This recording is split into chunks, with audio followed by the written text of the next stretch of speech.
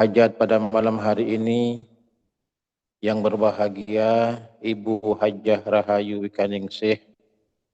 Semoga dengan wasilah manakib Sultanil Aulia Syekh Abdul Qadir Al-Jilani, Allah Subhanahu wa taala melimpahkan kenikmatan, ketenangan, keberkahan kepada beliau beserta keluarga besarnya, dipanjangkan usia dunianya, disehatkan jiwa raganya, dimudahkan segala urusannya, diluaskan rezekinya, dikabulkan hajat-hajatnya, dan dibahagiakan kehidupan dunia dan akhiratnya.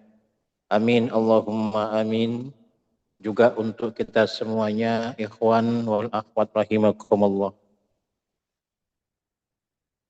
Bulan Sya'ban yang dimana kita hidup di dalamnya pada saat ini adalah merupakan bulannya Nabi Muhammad sallallahu alaihi wasallam. Sebagaimana sabda beliau bahwa bulan Rajab adalah bulannya Allah, bulan Sya'ban adalah bulanku, dan bulan Ramadan adalah bulan umatku. Bulan Sya'ban adalah merupakan bulannya Rasulullah sallallahu alaihi wasallam. Oleh karena bulan Sya'ban merupakan bulannya Rasulullah sallallahu alaihi wasallam, maka kita senantiasa bersama-sama memperbanyak bersolawat kepada Rasulullah sallallahu alaihi wasallam, pun juga memperbanyak melaksanakan sunnah-sunnah dari Rasulullah sallallahu alaihi wasallam. Sebab di bulan Sya'ban ini Allah Subhanahu wa taala menurunkan ayat perintah untuk membaca sholawat dan taslim kepada Rasulullah sallallahu alaihi wasallam. Innallaha wa malaikatahu yusalluna 'alan nabi ya ayyuhalladzina amanu sallu 'alaihi wa sallimu taslima. Sesungguhnya Allah dan para malaikatnya bersolawat kepada Nabi. Wahai orang-orang yang beriman, bersolawatlah kalian semua kepadanya dan sampaikan taslim kepada Nabi Muhammad sallallahu alaihi wasallam. Maka bulan Sya'ban ini adalah merupakan bulan sholawat. Maka yang paling dekat dengan Rasulullah sallallahu alaihi wasallam adalah merupakan orang yang paling banyak di dalam membaca sholawat kepada Nabi Muhammad sallallahu alaihi wasallam. Ikhwan wal akhwat rahimakumullah, kalau kita maknai secara sederhana bahwa Allah Subhanahu wa taala memerintahkan kepada kita semuanya sebagai orang yang beriman untuk senantiasa bersolawat kepada Nabi. Bersolawat kepada Nabi ini adalah merupakan amaliyah yang mulia, yang istimewa. Mengapa? Karena kalau perintah-perintah amaliyah yang lain, Allah Subhanahu wa taala hanya sekedar memerintahkan. Tetapi khusus untuk amaliyah sholawat ini bukan hanya memerintahkan, tetapi juga Allah melaksanakan. Innallaha wa malaikatahu yusalluna 'alan nabi. Sesungguhnya Allah dan malaikatnya tersambung kepada Nabi. Wahai orang-orang yang beriman, menyambunglah kepadanya, kepada Nabi, dan sampaikan salam sejahtera, keselamatan kepadanya. Artinya bahwa amaliyah sholawat Nabi ini adalah merupakan amaliyah yang mulia.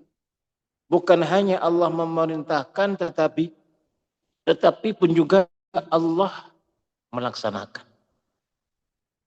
Nabi Musa alaihissalam pernah bertanya kepada Allah, ya Allah tunjukkanlah aku amaliyah yang sangat cepat sampai kepada engkau ya Allah.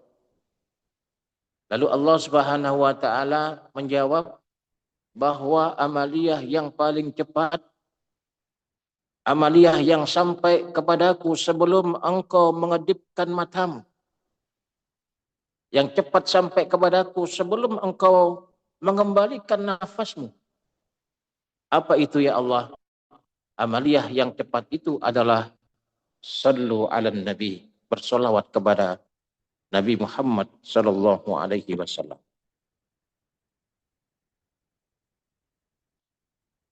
Ikhwan wal akhwat rahimakumullah. Membaca solawat Nabi adalah amaliyah yang utama dan mulia. Karena apa? Karena semua amaliyah yang kita lakukan, kalau di dalamnya tidak dibacakan solawat Nabi, maka amaliyah itu bisa tertolak ataupun tidak ada berkah di dalamnya. Apabila kita berdoa kepada Allah, tidak disertai dengan membaca salawat Nabi, maka doa kita itu terhijab. Kullu du'ain mahjubun hatta yusalla 'alan nabi. Segala doa itu terhijab sehingga engkau membacakan salawat kepada Nabi. Oleh karena itu, bukan hanya di setiap doa-doa kita, tetapi di dalam amaliyah thariqah, baik yang Qadiriyah maupun Naksabandiyah, keduanya diawali dengan membaca salawat Nabi. Allahumma salli ala Sayyidina Muhammad wa ala alihi wa sahbihi wa sallim. Dan yang Naksabandiyah adalah dengan membaca salawat Ibrahimi.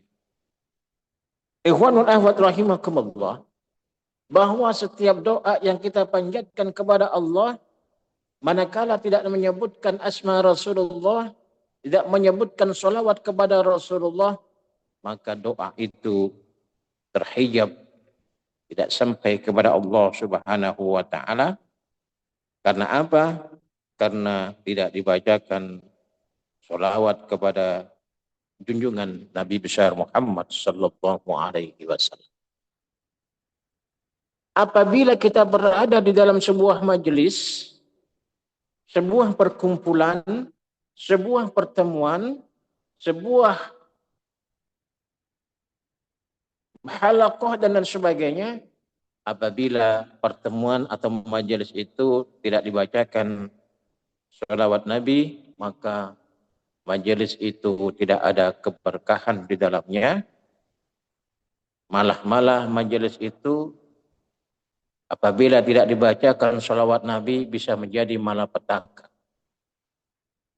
Ma jalasa qaumun majlisan lam yadhkurullaha fihi wa lam yusallu ala nabiyihim illa kana alaihim ziratan fa insya Allah fa insya'a adzabahum wa insya'a ghafara lahum.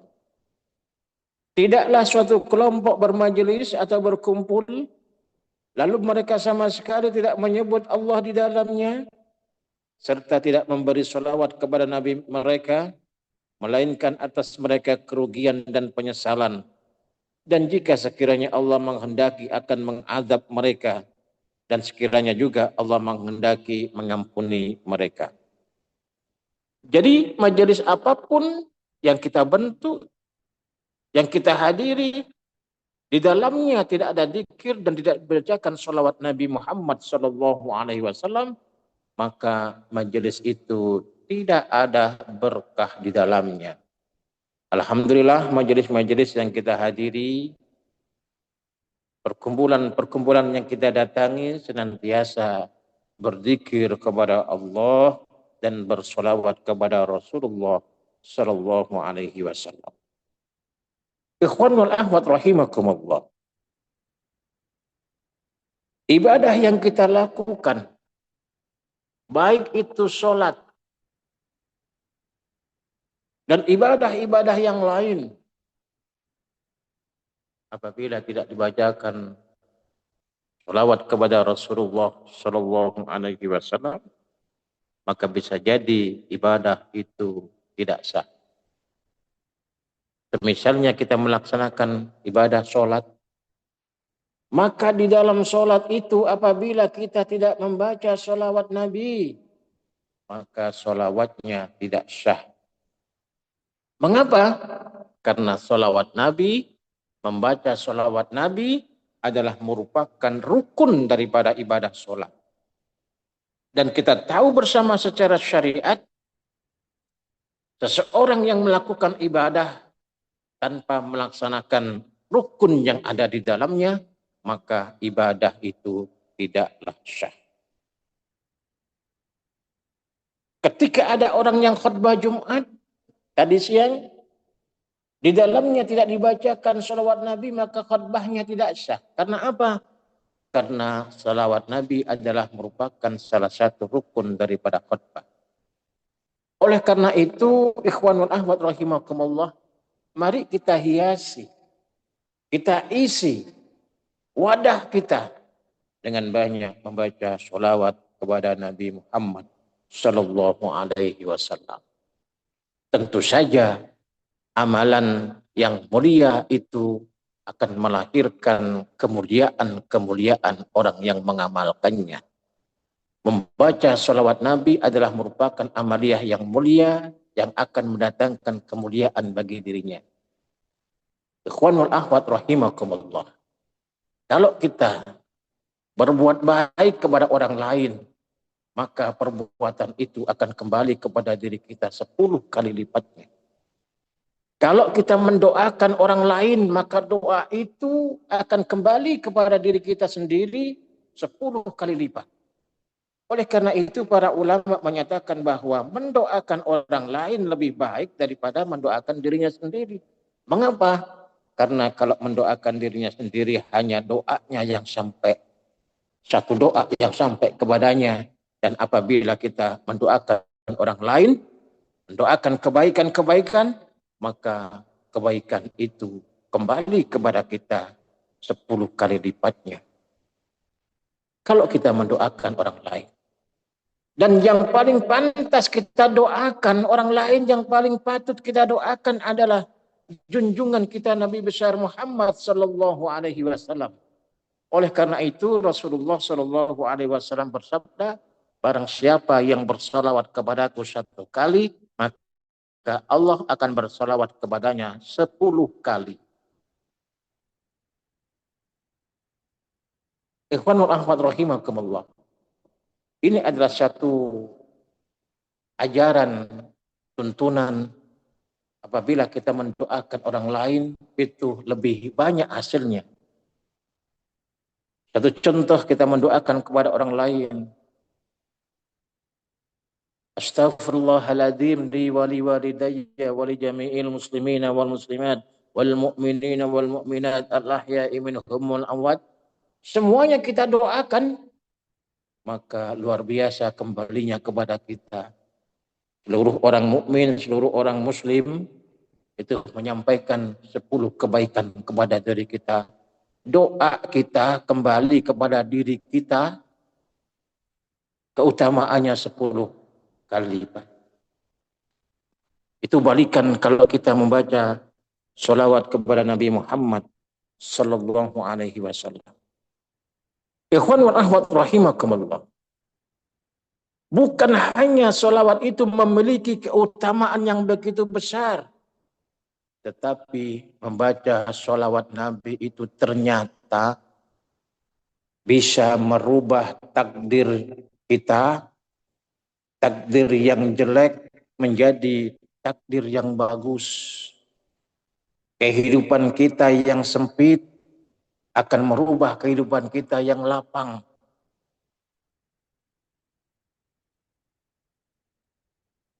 Ekonomi kita yang sulit akan melahirkan ekonomi yang mudah.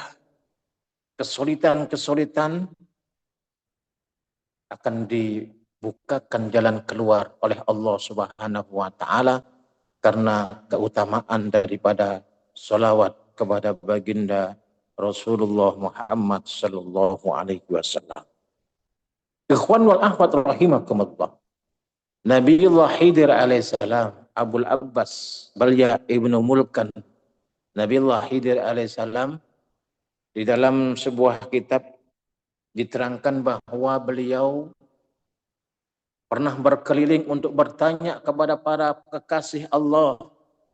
Beliau Nabi Khidir bertanya kepada wali-wali Allah, adakah amalan yang bisa merubah takdir yang jelek menjadi takdir yang bagus? Beliau berkeliling kepada para wali, para kekasih Allah, tetapi belum ditemukan jawaban amaliyah yang bisa merubah takdir sampai beliau Nabiullah Khidir alaihissalam bertemu dengan Rasulullah sallallahu alaihi wasallam dan bertanya kepada Rasulullah, apakah amaliyah yang bisa merubah takdir? Rasulullah sallallahu alaihi wasallam menjawab, sallu ala nabi. Bersolawat kepada Nabi bisa merubah takdir yang jelek menjadi takdir yang bagus. Ikhwan wal akhwat rahimakumullah, tentu yang dinamakan takdir di sini adalah takdir yang muallaq. Ada dua takdir, takdir mubram dan takdir muallaq. Takdir mubram adalah takdir yang mutlak, tidak bisa dirubah. Itu keterangannya, tetapi bagaimanapun Allah lah yang memiliki takdir, yamhullahu ma yasha wa yusbitu. Allah yang merubah dan Allah yang menetapkan. Yang kedua adalah takdir mu'allaq, takdir yang bergantung kepada usaha kita sebagai manusia. Dan apabila usaha kita sebagai manusia, upaya kita sebagai ikhtiar, usaha, dibarengi dengan membaca sholawat kepada Rasulullah sallallahu alaihi wasallam, maka limpahan rahmat tercurah kepada orang-orang yang membaca sholawat kepada Rasulullah sallallahu alaihi wasallam. Orang yang membaca sholawat kepada Nabi, hakikatnya tersambung kepada Allah Subhanahu wa taala, dan Allah memberikan sholawat kepadanya. Orang yang membaca sholawat Nabi itu 10 kali lipat. Kalau Allah sudah memberikan rahmatnya kepada seorang hamba, jangankan 10 kali lipat, 1 kali pun Allah memberikan rahmat kepada seorang hamba, maka tidak ada sesuatu pun yang membahayakannya, tidak ada sesuatu pun yang menghalangi rahmat, nikmat yang dicurahkan oleh Allah Subhanahu wa taala. Oleh karena itu, ikhwan wal akhwat rahimakumullah, apabila kita memiliki sesuatu yang ingin dipanjatkan kepada Allah, baik urusan dunia maupun urusan akhirat, jalan keluarnya adalah yang terbaik. Sallu ala nabi, membaca sholawat kepada Rasulullah sallallahu alaihi wasallam. Ada sahabat yang bertanya kepada Rasulullah, wahai Rasulullah, aku membaca sholawat untukmu tiap doaku sepertiga. Sholawat yang aku sampaikan, yang aku limpahkan kepadamu. Rasulullah sallallahu alaihi wasallam menjawab, andaikan engkau tambah itu lebih baik. Ya Rasulullah, aku bersolawat kepadamu seluruhnya, setengahnya ya Rasulullah. Andaikan engkau tambah itu lebih baik. Ya Rasulullah, aku bersolawat kepadamu seluruh waktu. Aku sampaikan sholawat kepadamu. Itu lebih baik dan Allah akan mencukupkan apa yang engkau hajatkan. Inilah ikhwan wal akhwat rahimakumullah. Maka sholawat Nabi adalah merupakan kunci pembuka dari jalan keluar persoalan hidup kita. Karena dengan membaca sholawat Nabi kita tersambung langsung kepada Allah, tersambung langsung dengan para malaikat-malaikatnya Allah Subhanahu wa ta'ala. Oleh karena itu, ikhwan wal akhwat rahimakumullah, dalam kesempatan ini mari kita sama-sama saling berlomba. Tentu saja pembacaan sholawat Nabi itu dengan takdim, dengan penuh ta'dim kepada Rasulullah Shallallahu Alaihi Wasallam. Memang membaca sholawat walaupun kita tidak sadar, walaupun kita tidak khusyuk, sholawat itu akan sampai kepada Allah, kepada Rasulullah Shallallahu Alaihi Wasallam. Tetapi tetap kita memiliki etika membaca sholawat Nabi kepada Rasulullah Shallallahu Alaihi Wasallam dengan rasa cinta kita, rasa pengabdian kita sebagai umatnya kepada junjungan nabinya, dan rasa mengharap akan syafaat dari Rasulullah Shallallahu Alaihi Wasallam. Semoga bermanfaat untuk diri saya pribadi juga panjenengan semuanya. Allah berkahi semuanya, segalanya, selamanya. Kurang lebihnya mohon maaf yang sebesar-besarnya. Allahul muwafiq ila aqwamit thariq. Wassalamualaikum warahmatullahi wabarakatuh.